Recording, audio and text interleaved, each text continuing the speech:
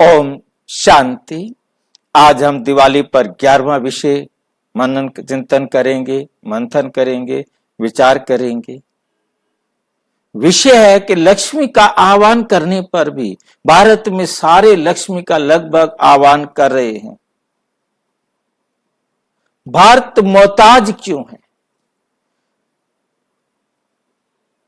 क्यों लक्ष्मी आई नहीं? क्यों हमारे जीवन में खुशियां नहीं आई? आज हम मजबूर क्यों महसूस कर रहे हैं अपने आप को? कहां कमी है? इस पर विचार करेंगे। हम प्रमुख कारण देखेंगे और उस कारण के साथ साथ उन कारणों के लिए जो हमें पुरुषार्थ करना चाहिए था, वो हमने पुरुषार्थ क्यों नहीं किया, उसके क्या कमी रह गई, इस रहस्य को हम समझने का पुरुषार्थ करेंगे। पहला पॉइंट है हमारे पास, भारत में निर्धनता, अस्वच्छता, अस्वस्थता, ये तीन चीजें दुख का कारण है, जो लक्ष्मी का अभाव दिखा रहे हैं।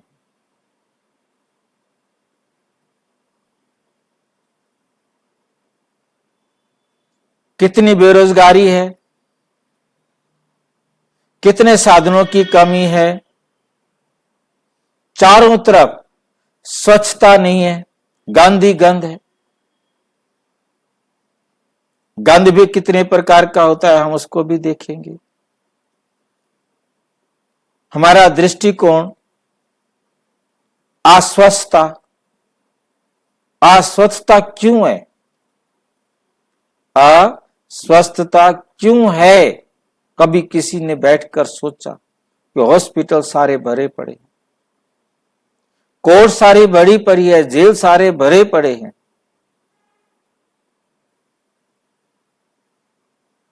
मानसिक रूप से और शारीरिक रूप से।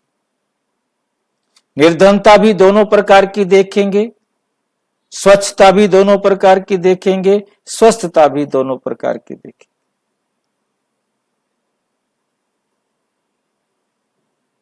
एक स्थूल और एक सूक्ष्म। दिवाली भी दोनों प्रकार की होती है, एक सूक्ष्म दिवाली होती है और एक स्थूल दिवाली होती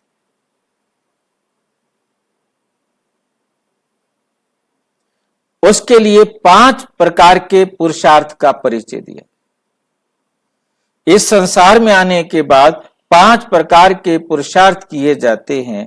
उन 5 प्रकार के पुरुषार्थ को हम देखेंगे कि हमारे पुरुषार्थ में कहां कमी है, वो पुरुषार्थ क्या है और उनमें हमने जो पुरुषार्थ करना था वो क्या नहीं किया, कहां कमी रह गई।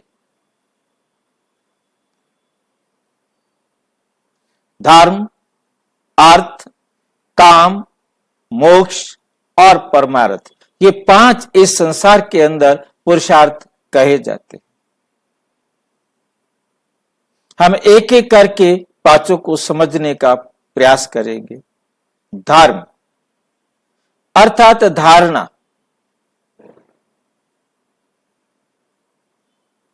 अब ये धारणा करनी किसको है, इस सच्चाई को समझना बहुत बहुत जरूरी है। जब तक हम ये सच्चाई नहीं समझेंगे तब तक हम धर्म पर अच्छी तरह विचार सागर मंथन नहीं कर सकेंगे। हम धर्म का एक रूप देखते हैं, हिंदू, मुस्लिम, सिख, ईसाई, मुस्लिम, ये कितने सारे धर्म, पंथ, मत बने हुए हैं, जिसके अंदर सारा संसार, भारत ही क्या, सारा संसार बटा हुआ है। परंतु आज हम इस बात को समझने का प्रयास करेंगे कि धर्म के लिए हमें क्या पुरुषार्थ करना था और वो पुरुषार्थ क्यों नहीं हो पाया। इसके लिए हमें सबसे पहले ये समझना होगा कि आखिर ये दो प्रकार का सूक्ष्म और स्थूल किस प्रकार से होता है, फिर हम पुरुषार्थ के बारे में विचार करेंगे।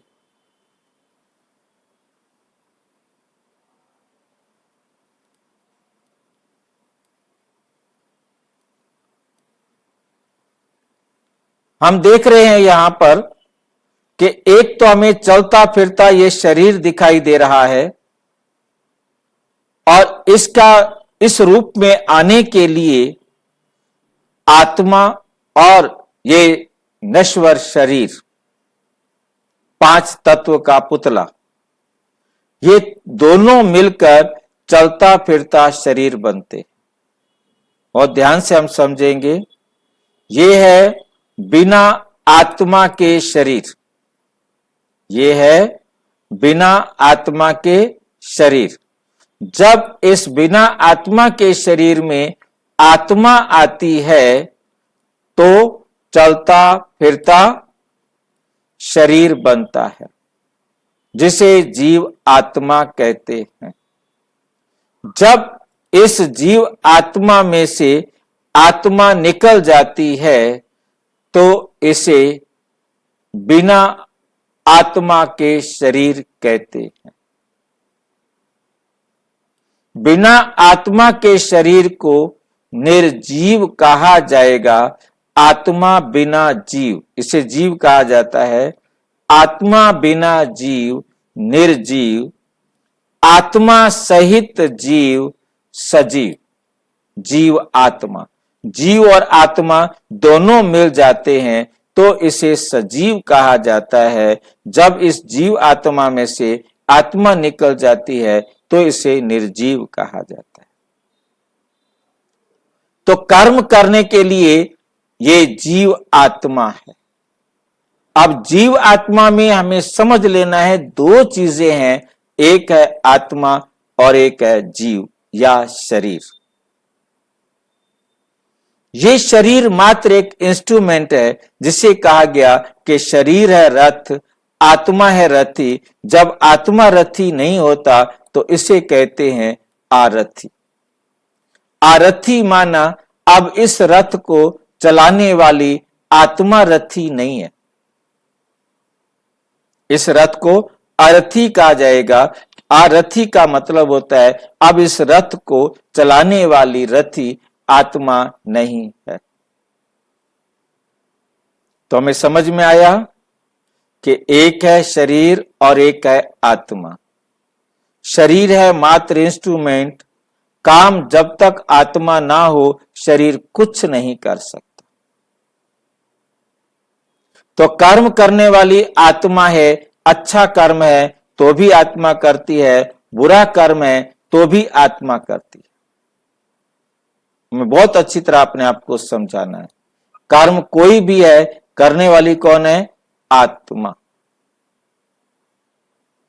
अब आत्मा कर्म करती है एक आत्म स्मृति में, मैं आत्मा हूं, मैं इस शरीर से कर्म करा रही हूं। ये चलता है सतयुग त्रेता में। दूसरा होता है मैं शरीर हूं, आत्मा आई थी चली जाएगी। मैं आत्मा नहीं हूं। गलती से आज इंसान समझ बैठा है मैं शरीर हूं, मैं मर जाऊंगा, जबकि सत्य यह है कि मैं आत्मा हूं, मैं कभी मरने वाला नहीं। तो जब हमें आत्म स्मृति रहती है तब हमारा कर्म, हमारा पुरुषार्थ अलग होता है। और जब हमारे को आत्म विस्मृति होती है, जब हम अपने को देह समझकर जीना शुरू करते हैं, तब हमारे कर्म अलग होते हैं। इस अंतर को हम समझेंगे। तो पहली बात समझ गए कि कर्म करने वाली दो बातें हैं, एक आत्म स्मृति में किया गया कर्म, एक आत्म विस्मृति में किया गया कर्म। आत्म विस्मृति को हम दूसरे शब्दों में कहते हैं शरीर समझकर किया गया कर्म।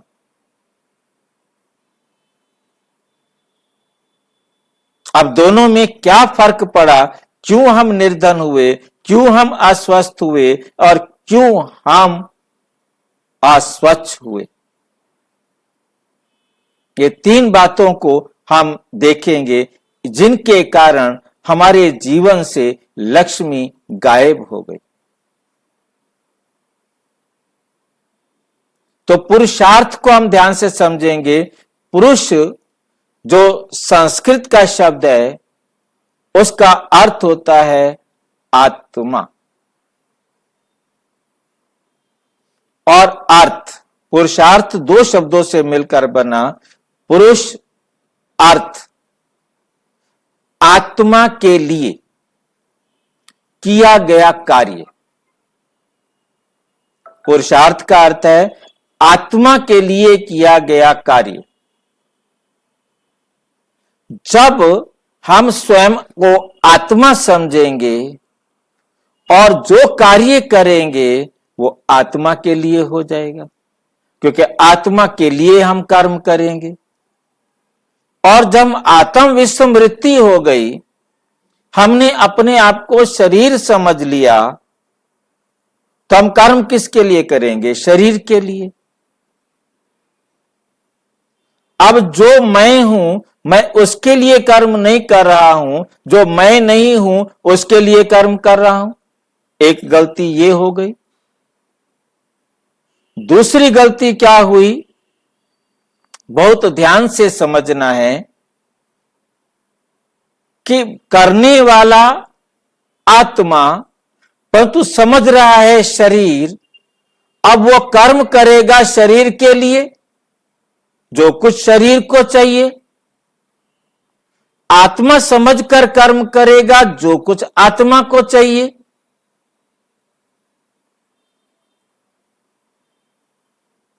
आत्मा को क्या चाहिए? ना भोजन चाहिए, ना मकान चाहिए, ना कपड़ा चाहिए, संसार की कोई चीज नहीं चाहिए आत्मा को। आत्मा को वो चाहिए जो इस संसार में नहीं मिलता, जिसके लिए सब प्रार्थना करते रहते हैं, इतनी शक्ति हमें देना दाता, मन का विश्वास कमजोर होना। तू प्रेम का सागर है, तेरी एक बूंद के प्यासे हम। हे भगवान, इनकी आत्मा को शांति देना, सुख देना, ज्ञान देना, बदी की राह से हटा नेकी की राह पे चलाना। किससे कह रहे? कौन कह रहा है? आत्मा कह रही। किसको चाहिए ये? आत्मा को चाहिए।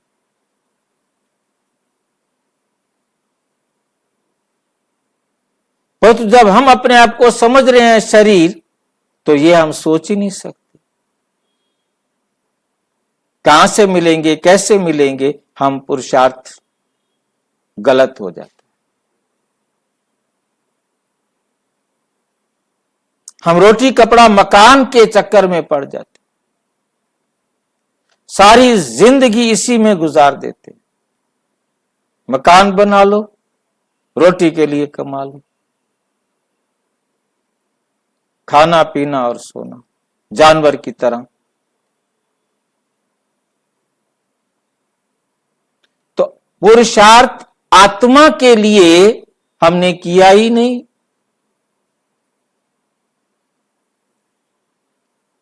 अब पुरुषार्थ का मतलब हमें समझ में आया, आत्मा के लिए किया गया कर्म। तो हमने अपने आप को समझ लिया दे के अर्थ किए कर्म को हमने पुरुषार्थ समझ लिया। सबसे पहली मिस्टेक।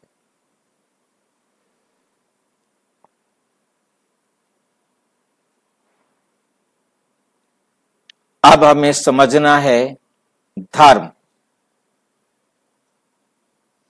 आत्मा का स्वधर्म क्या है? ये दुनिया में जितने भी धर्म हैं, ये देह के धर्म है।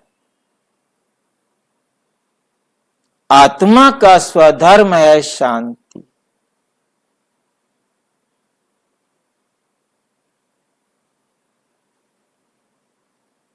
ओम शांति 3 बार बोला जाता है। मैं आत्मा शांत स्वरूप, मुझ आत्मा का पिता शांति का सागर है, मुझ आत्मा का स्वधाम शांति धाम है।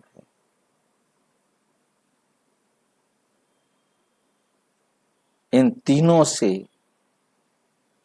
हमें समझ में आता है कि मुझ आत्मा का धर्म शांति है। जब हम अशांत होते हैं, प्लीज मुझे शांत रहने दो,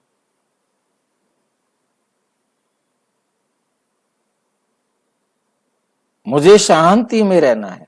मैं अपने धर्म से हट गया था, अशांत हो गया था, मैं पुनः अपने वापिस धर्म में स्थित होना चाहता। शांति मुझ आत्मा का स्वधर्म है।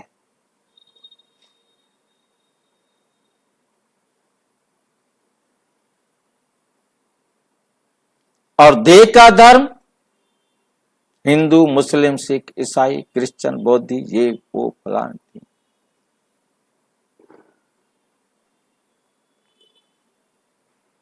ये देह के धर्म है। उस धर्म से कोई भी हमारे जीवन में प्राप्ति नहीं होनी, कोई सुख नहीं आना। सुख के लिए हमें पुरुषार्थ करना है, पवित्र बनना है।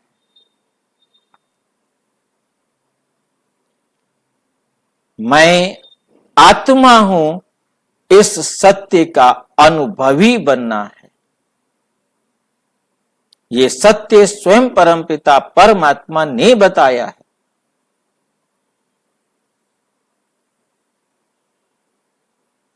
तो जब हम इस सत्य को धारणा बनाते हैं, सत्य के आधार पर चिंतन करते हैं, गॉड इज ट्रुथ समझते हैं,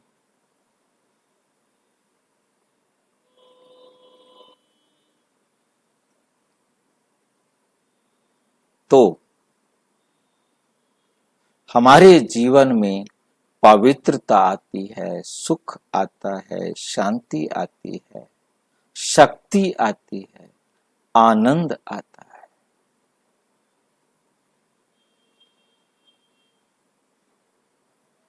जो आत्मा को चाहिए।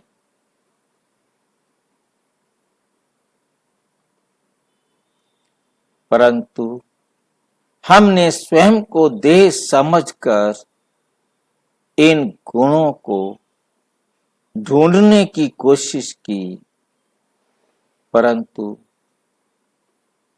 जान तो गए, परंतु प्राप्त नहीं कर पाए।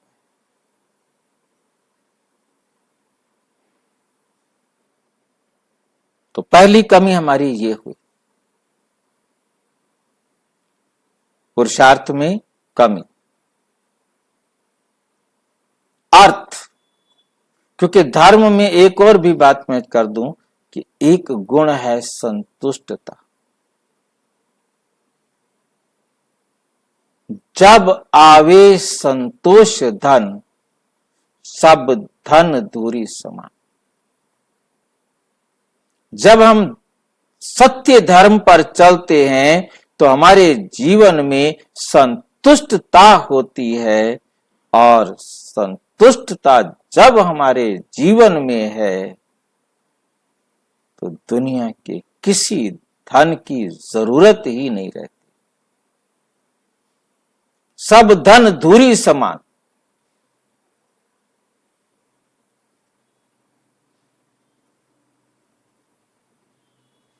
अर्थ, अर्थ धन को समझ लिया जाता है।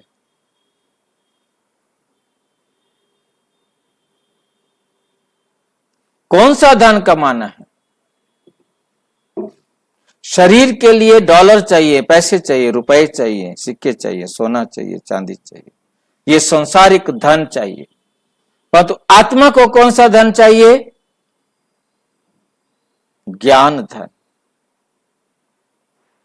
संतुष्टता का धन। आत्मा इस धन को इकट्ठा करेगी और देह उस धन को इकट्ठा। विनाशी धन कभी भी विनाश हो जाएगा, कभी भी दुख देने का कारण बन जाएगा, परंतु संतुष्टता का धन आत्मा ने प्राप्त कर लिया, अब उसे कुछ नहीं चाहिए। काम, इच्छा,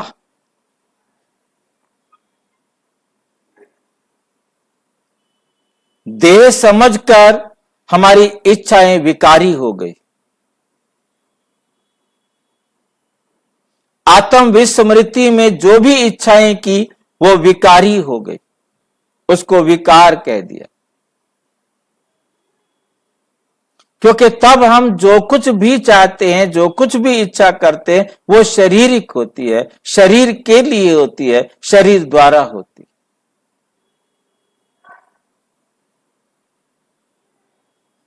और आत्मा को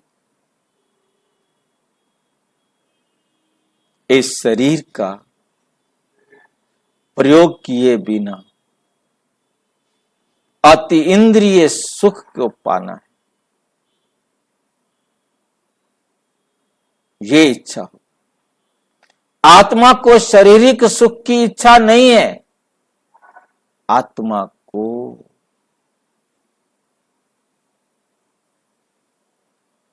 रूहानी सुख की जरूरत।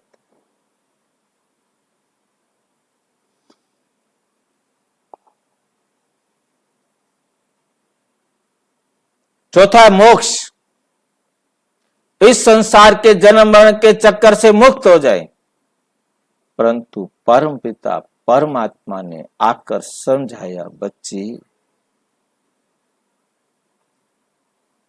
मुझे ही मुक्ति नहीं मिलती, मुझे ही मोक्ष नहीं मिलता, तो मैं आपको मोक्ष कैसे दे दूंगा?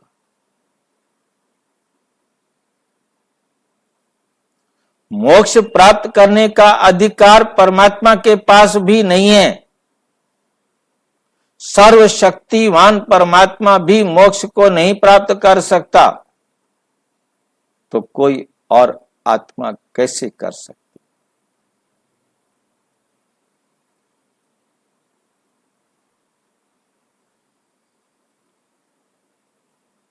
क्या करना होगा? मोक्ष क्या चीज है? सबसे पहली गलत धारणा यह हुई कि जन्म मरण के चक्कर से हम छूट जाएंगे, फिर कभी इस संसार में नहीं आएंगे। परंतु सच्चाई ये है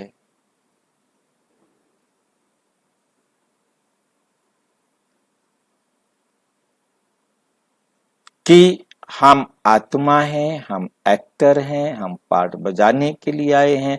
यदि किसी आत्मा को पार्ट से अलग कर दिया जाए तो क्या वो पार्ट से अलग रहना चाहेगा?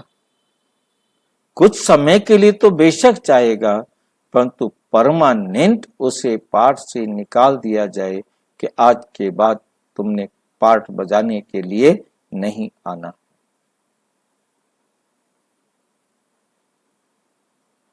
तो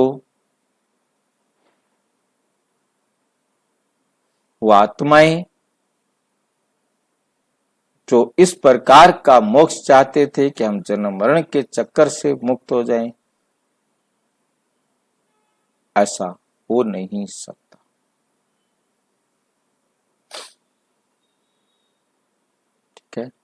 मोक्ष किसी को मिल नहीं सकता। हाँ, जब तक उसका पाठ नहीं आता वो परम धाम में रहेगा। कम से कम एक आत्मा 1 साल के लिए परम धाम में रहती है, ज्यादा से ज्यादा 1 साल इस संसार में पाठ बजाने के लिए आना पड़ता।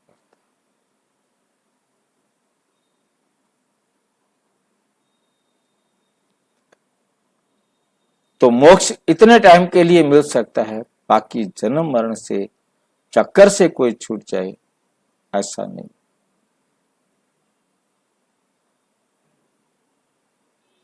परमार्थ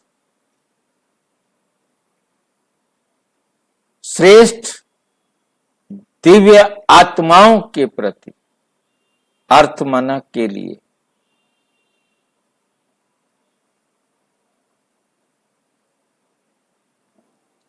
तो दूसरों का कल्याण कब करेंगे? जब स्व का कल्याण होगा तब हम दूसरों का भी कल्याण कर सकेंगे। जब तक स्व का कल्याण नहीं कर सकते तब तक हम किसी का भी कल्याण नहीं कर सकते।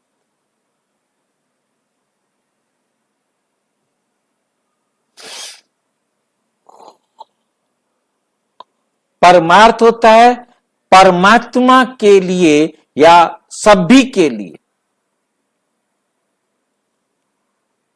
हमारे द्वारा किया गया कर्म बेहद की आत्माओं के प्रति हो।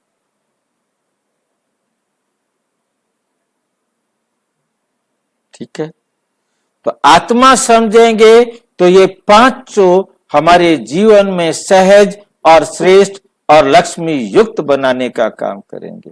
इन पांचों परमार्थ को अपने जीवन में लेके आएंगे तो हम क्या करेंगे? देवता बन जाएंगे, पूज्य देवता बन जाएंगे। परमात्मा आए हैं हमें मनुष्य से देवता बनाने के।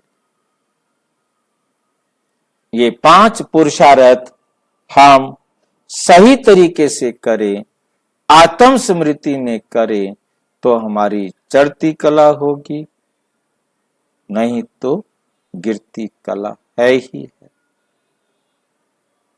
भारतीय समाज में पुरुषार्थ का महत्व और उसका सही समझ का अभाव, क्योंकि सबसे बड़ी गलती संसार के अंदर यही है कि भारत के अंदर सत्य की पहचान नहीं। अब परमात्मा ने आकर सत्य की पहचान दी है कि आप आत्मा हो, आप ये शरीर नहीं हो, ये शरीर विनाशी है, आप आत्मा चैतन्य हो। आप प्रभु की शरण में बैठकर परमात्मा को याद करके अपने आप को संपन्न बनाएं, सारी बीमारियां आपके जीवन से निकल जाए।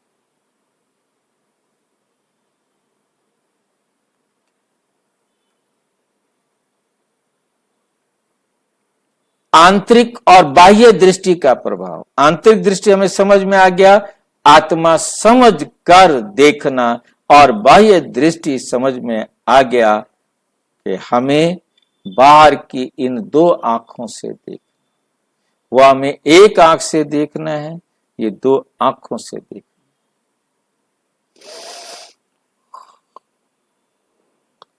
वो है आंतरिक दृष्टि और ये है बाह्य दृष्टि।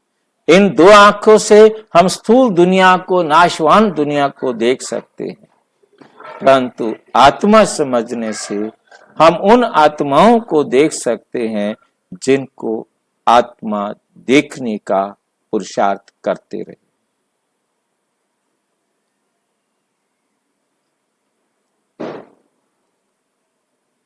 ठीक है,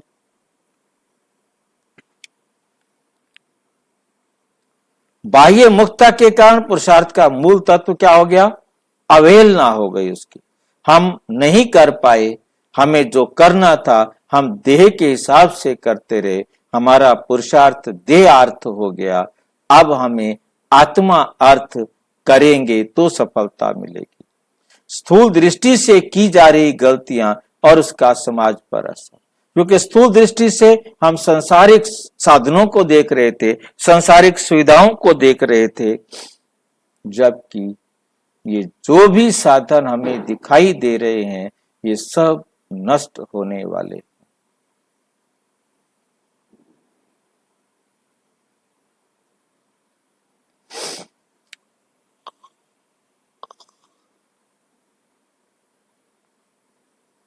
तो हमें सूक्ष्म रूहानी दृष्टि से हर बात को समझना और करना है। आध्यात्मिक और लौकिक पुरुषार्थ, तो हम आध्यात्मिक समझ गए आत्मा के लिए, लौकिक हो गया देह के लिए। दोनों में अंतर, लौकिक पुरुषार्थ दुख देने के निमित्त बनता है, जो लौकिक पुरुषार्थ ने कर दिया। सारा संसार लौकिक पुरुषार्थ करके दिन प्रतिदिन गिरता ही चला गया।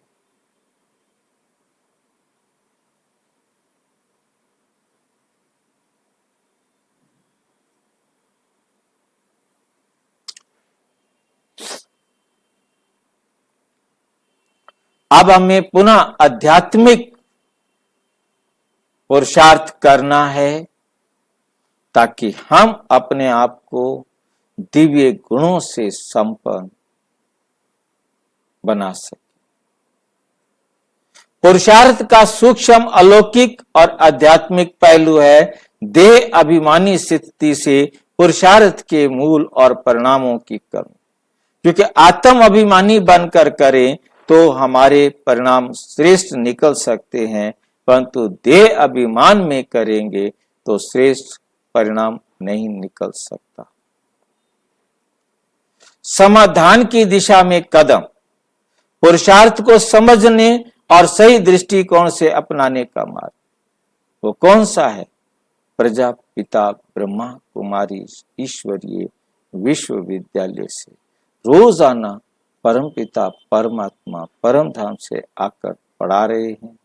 आप भी पढ़कर अपने भाग्य को, अपने जीवन को श्रेष्ठ बना सकते। आध्यात्मिक दृष्टि के महत्व और सुधारात्मक कदम क्या होंगे, इनको समझना है। और हमें समझ में आया है कि भारत में 5 प्रकार के पुरुषार्थ वास्तविक रहस्य को समझने और अपनाने की आवश्यकता है।